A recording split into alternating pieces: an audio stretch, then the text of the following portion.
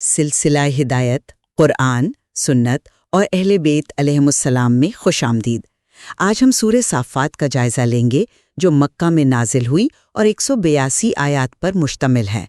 اس سورہ میں توحید، معاد اور گزشتہ انبیاء کے قصوں کے ذریعے مشرکین کے باطل عقائد کی تردید کی گئی ہے۔ اور آج ہماری گفتگو کا محور ایک بہت ہی اہم سوال ہوگا جو اس سورہ سے ابھرتا ہے۔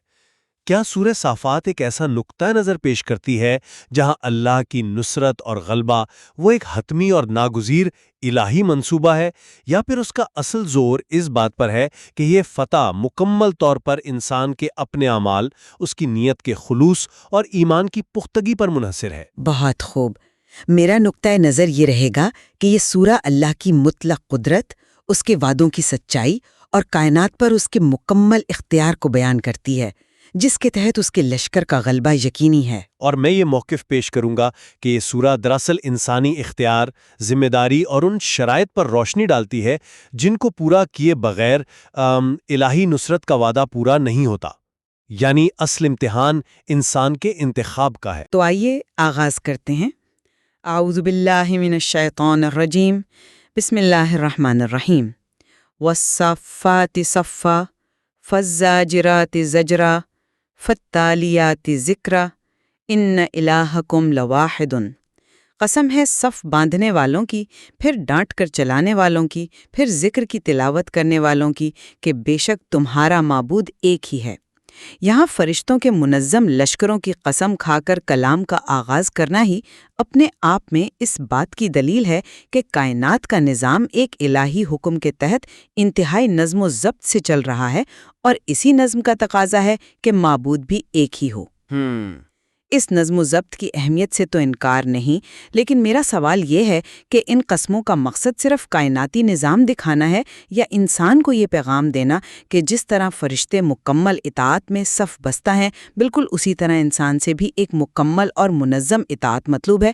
مطلب یہ قسمیں توحید کے عقیدے کو قبول کرنے کے لیے ایک عملی نمونہ پیش کر رہی ہیں، ہے نا؟ آپ کی بات درست ہے، لیکن آگے کی آیات اس الہی اقتدار کو اور زیادہ واضح کرتی ہیں۔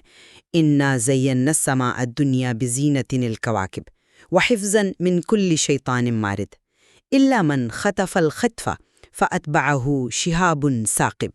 ہم نے آسمان دنیا کو ستاروں سے آراستہ کیا اور اسے ہر سرکش شیطان سے محفوظ رکھا، مگر جو کوئی ایک آدھ بات اچک لے تو ایک دہکتا ہوا شعلہ اس کا پیچھا کرتا ہے۔ یہ شہاب ثاقب اللہ کی کائناتی حکومت کی ایک کھلی مثال ہے، جہاں کسی بھی قسم کی مداخلت برداشت نہیں کی جاتی۔ اس کی تفسیر چاہے ظاہری ہو کہ فضا میں موجود پتھر شیاطین کو روکتے ہیں، یا باطنی کہ ملکوت کا نور انہیں اسرار خلقت جاننے نہیں دیتا، دونوں صورتوں میں یہ اللہ کے مطلق کنٹرول کو ہی ظاہر کرتا ہے۔ دیکھیں، ان دو تفاسیر کے مضمرات میں بہت فرق ہے۔ اگر ہم اسے صرف ایک ظاہری اور مادی عمل سمجھیں تو یہ اللہ کی جبری طاقت کا مظاہر ہے، لیکن اگر اسے ملکوت کا نور قرار دیں، جیسا کہ بعض مفسرین نے کہا ہے، تو یہ ایک فکری اور روحانی جنگ کا منظرنامہ بن جاتا ہے۔ اس کا مطلب تو یہ ہوا کہ باطل وہ حق کے علم اور نورانیت کے سامنے ٹھہر نہیں سکتا۔ یہ نقطہ انسان کے لیے زیادہ اہم ہے۔ یہ بتاتا ہے کہ صرف طاقت ہی نہیں، بلکہ علم اور حقیقت کی روشنی بھی شیاطین کا راستہ روکتی ہے۔ اس سے تو انسان کی ذمہ داری اور بڑھ جاتی ہے کہ وہ خود کو اس نور سے قریب کرے۔ میں اس سے اختلاف نہیں کر رہی کہ روحانی پہلو اہم ہے، لیکن اصل نقطہ اللہ کا اختیار ہی ہے۔ یہی وجہ ہے کہ آگے منکرین معاد کو چیلنج کیا گیا۔ فَاسْتَفْتِهِمْ أَهُمْ أَشَدُّ خَلْقًا أَمْ مَنْ خَلَقْنَا إِنَّا خَلَقْنَاهُمْ مِنْ طِينٍ لَازِبٍ۔ ان سے پوچھئے کیا ان کی تخلیق زیادہ مشکل ہے یا ان چیزوں کی جو ہم نے پیدا کی ہیں؟ ہم نے انہیں چپکنے والی مٹی سے بنایا ہے۔ یہ دلیل ہی اس بات پر قائم ہے کہ جس خدا کا کائنات پر اتنا اختیار ہے، اس کے لیے انسان کو دوبارہ پیدا کرنا کیا مشکل ہے۔ ان کا انکار علمی نہیں ہے، بلکہ تکبر کی بنیاد پر ہے، جو خدا کے اختیار کو چیلنج کرنا ہے۔ لیکن کیا ان کے سوال کو صرف تکبر کہہ کر رد کیا جا سکتا ہے؟ وہ کہتے تھے اَإِذَا مِتْنَا وَكُنَّا ثُرَابًا وَعِظَامًا أَإِنَّا لَمَبْعُوثُونَ۔ کیا جب ہم مر کر مٹی اور ہڈیاں ہو جائیں گے تو دوبارہ اٹھائے جائیں گے؟ یہ اس دور کے انسان کی محدود مادی سمجھ کی عکاسی بھی تو ہو سکتی ہے۔ قرآن ان کے اس سوال کا جواب ایک دلیل سے دیتا ہے جو ظاہر کرتا ہے کہ مقصد صرف دبانا نہیں بلکہ سمجھانا بھی ہے۔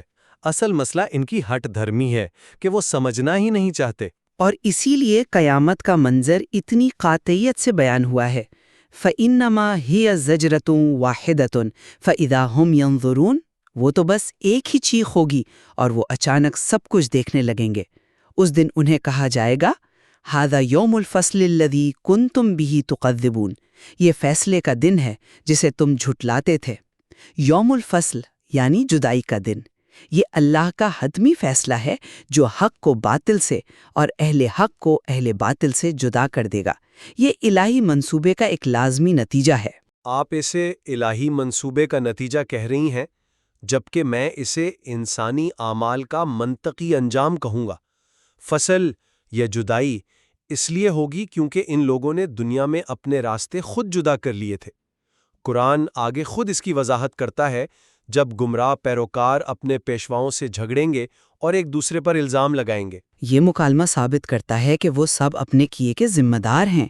یہ محض ایک الہی حکم نامہ نہیں جو اوپر سے نازل ہوا، بلکہ ان کے اپنے انتخاب کا نتیجہ ہے جو اس دن ظاہر ہوگا۔ لیکن اس دن کا مرکزی سوال تو الہی منصوبے کا ہی حصہ ہے۔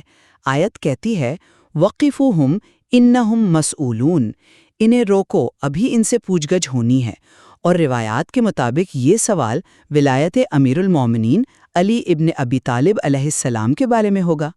یہ وہ معیار ہے جو اللہ نے مقرر کیا ہے، جس سے ظاہر ہوتا ہے کہ نجات کا راستہ اللہ کی طرف سے متعین کردہ ہے، انسان اپنی مرضی سے نہیں بنا سکتا۔ آیت کا سوال دراصل اسی اختیار کے استعمال کا سوال ہے۔ کیا انسان نے اپنی زندگی کے لیے وہ قیادت چنی جو اللہ نے مقرر کی تھی، یا اپنی خواہشات اور تکبر کی پیروی کی؟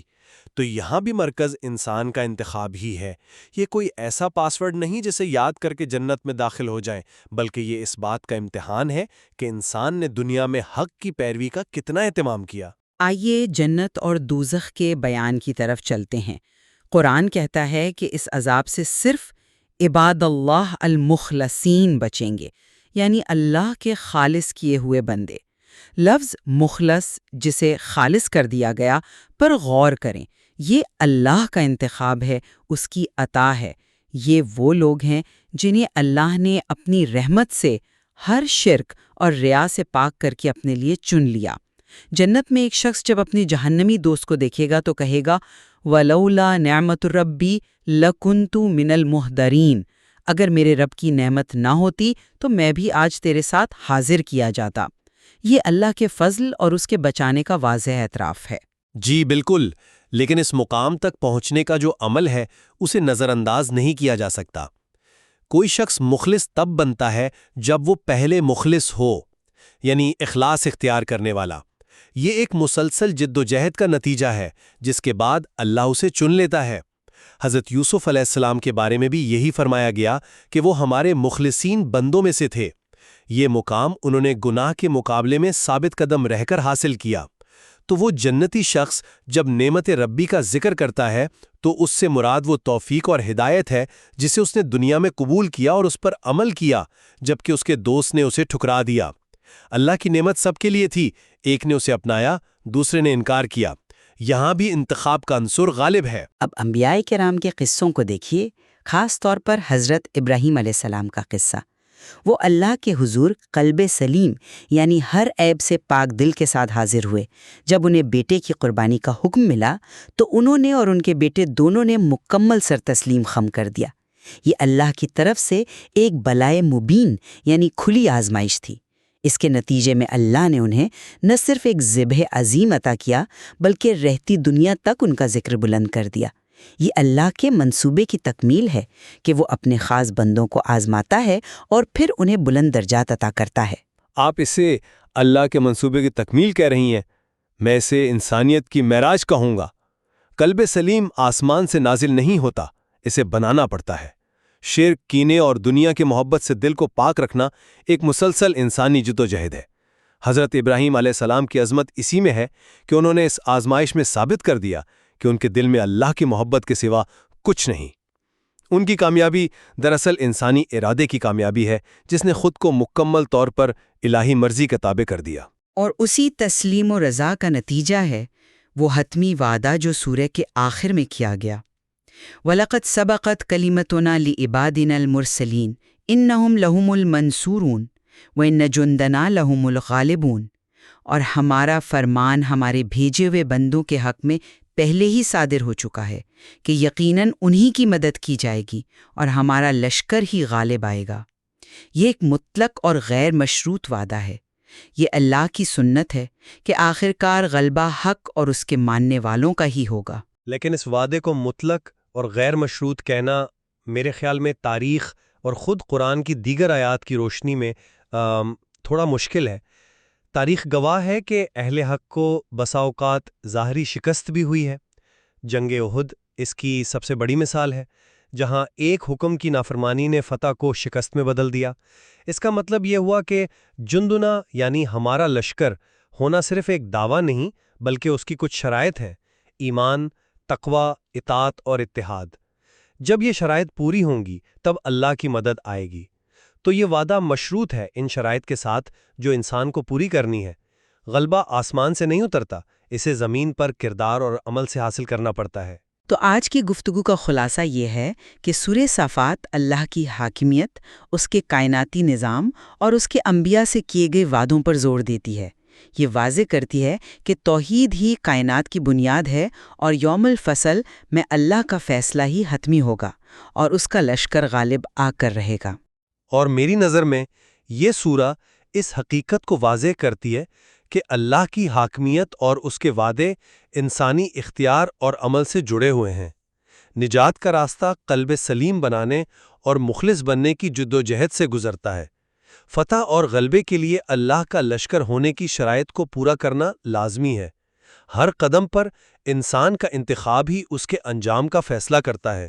یقیناً ان دونوں نقطۂ نظر کو ملا کر ہی سورہ کی حقیقی گہرائی تک پہنچا جا سکتا ہے۔ اللہ کی مطلق قدرت اور انسان کی ذمہ داری دونوں ہی اپنی جگہ پر حقیقت ہیں۔ ان آیات میں غور و فکر کے مزید پہلو موجود ہیں جن پر سوچنا ہر صاحب ایمان کے لیے ضروری ہے۔